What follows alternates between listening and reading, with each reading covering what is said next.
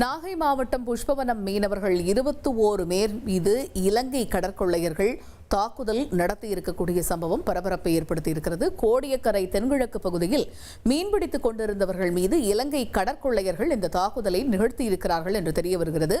5 படகுகளில் 21 மீனவர்கள் சென்ற நிலையில் 3 படகுகளில் வந்த இலங்கை கடற்கொள்ளையர்கள் கொடூர தாக்குதலில் ஈடுபட்டிருக்கிறார்கள் என்றும் தகவல் வெளியாகியிருக்கிறது.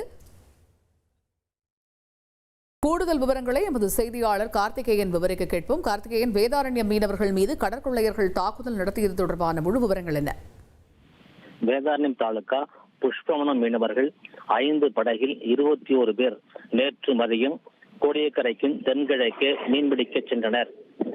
மீனவர்கள் 5 படகில் தனித்தனியே மீன்பிடித்துக் கொண்டிருக்கும் பொழுது அப்பொழுது இலங்கையைச் சேர்ந்த ஒரு படகில் வந்த 3 பேர் புஷ்பவனத்தைச் சேர்ந்த கிருஷ்ணசாமி, ராஜகோபால், தங்கநாதன், சுரேஷ், சகாதேவன் ஆகியோருக்கு சொந்தமான 5 படகுகளையும் தனித்தனியே கத்திய காமித்து மிரட்டி தாக்கி படகில் இருந்த 7 செல்போன், ஜிபிஎஸ் கருவி, 150 லிட்டர் டீசல் உள்ளிட்ட 4 லட்சம் மதிப்புள்ள பொருட்களை கொள்ளையடித்து சென்று விட்டனர்.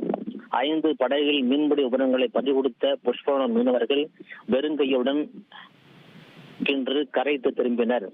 இந்த தாக்குதல் சம்பவம் தொடர்பாக வேதாரண்யம் கடலோர காவல் குழும போலீசாரிடம் புகார் அளிக்கப்பட்டு விசாரணை நடைபெற்று வருகிறது.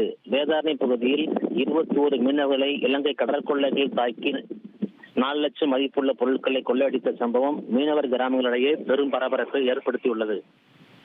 தகவல்களுக்கு நன்றி கார்த்திகேயன்.